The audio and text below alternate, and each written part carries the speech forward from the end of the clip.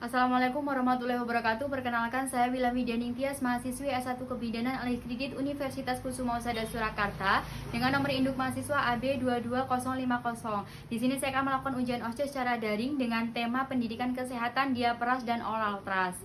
Kemudian selanjutnya tahap kerja. Perkenalkan Ibu, saya Bidan Wilan yang bertugas pada pagi hari ini. Ada yang bisa saya bantu?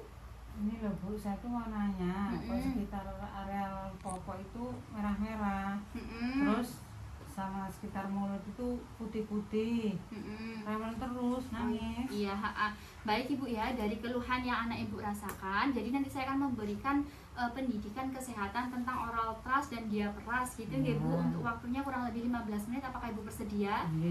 Jika Ibu bersedia, mohon kerjasamanya ya Bu. Sebelumnya saya tanya dulu untuk datanya ya Bu. Nama anaknya siapa Bu? Oh iya. Untuk umurnya berapa Bu? 14 bulan. 14 bulan ya. Jenis kelaminnya? Perempuan.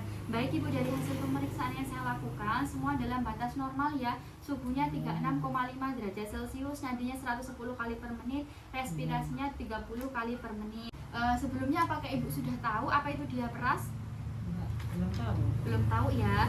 Jadi gini Bu, diapras itu atau ruang popok itu peradangan pada kulit ya. Dia kemerahan di bagian di area popoknya. Ini biasanya dialami pada anak usia 4 bulan sampai 15 bulan. Adapun penyebabnya itu karena kurangnya kebersihan, kemudian sering buang air kecil atau air besar, kemudian bayinya sedang mengkonsumsi antibiotik atau ibunya yang sedang mengkonsumsi antibiotik, kemudian diberikan ke adiknya melalui ASI gitu ya Bu ya.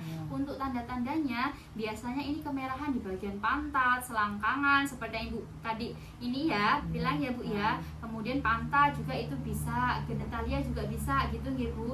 Untuk penata laksanaannya Ibu bisa ganti popok sesering mungkin. Jadi sekiranya sudah basah, Ibu bisa ganti popoknya gitu ya Bu. Terus jangan menggunakan tisu basah untuk membersihkannya karena dapat menambah iritasi. Cukup bersihkan dengan air bersih saja. Itu pun juga tidak boleh digosok-gosok ya Bu ya. Kemudian dikeringkan, ditepuk-tepuk aja, jangan digosok karena dapat merusak kulit.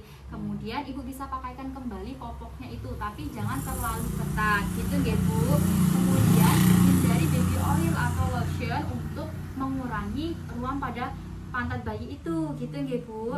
Untuk pencegahannya Ibu bisa pilih popok dengan bahan yang menyerap keringat. Kemudian kalau sekiranya popoknya basah itu segera diganti ya untuk menjaga kebersihannya gitu ya Bu. Apabila terjadi keluhan seperti itu, Ibu bisa langsung periksa ke tenaga kesehatan gitu ya Bu.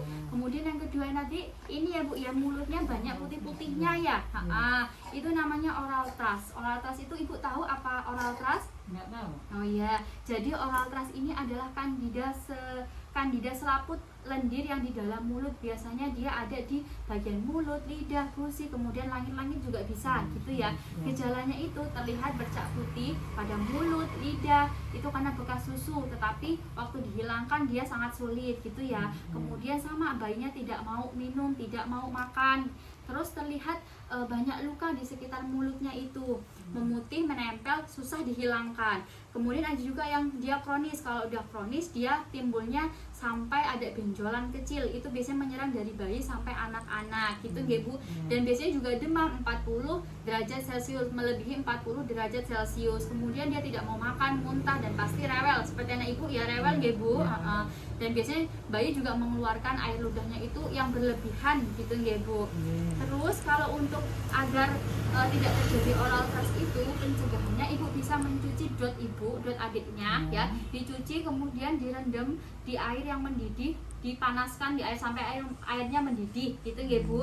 Kemudian jangan dikasih empong. Tahu empong Bu? Selain itu bisa menyebabkan oral trust, itu juga dapat mempengaruhi bentuk rahang adiknya. Jadi itu tidak bagus ya empong itu. Kemudian jika adiknya itu menyusu, sebaiknya Ibu bilas menggunakan air yang matang 1-2 sendok teh untuk menghilangkan sisa-sisa bekas susu yang ada di mulutnya itu. Setelah kemudian jika adiknya menyusu, sebelum menyusu sebaiknya dibersihkan dahulu ASI-nya. Neneknya Ibu itu dibersihkan dahulu gitu ya Bu. Untuk perawatannya Ibu bisa cuci tangan. Untuk menghilangkan oral trust putih-putihnya itu Ibu bisa cuci tangan. Kemudian tangannya Ibu ini dililit menggunakan kain ya, kain bersih, basing kain apa, kain yang penting kain bersih. Kemudian basahi menggunakan air garam. kemudian bersihkan secara perlahan-lahan sampai putih-putihnya itu hilang. Kemudian olesi dengan gentian violet 0,25% atau nistatin 1 mili gitu nggih Bu. Kemudian apabila tampak parah Ibu bisa langsung pergi ke tenaga kesehatan gitu nggih Bu. Ada yang ditanyakan? Cukup Bu. Cukup ya Bu ya. Terima kasih banyak ya Bu atas kerjasamanya ya. Nanti bisa dipraktekkan di rumah ya Bu. Kemudian dokumentasi.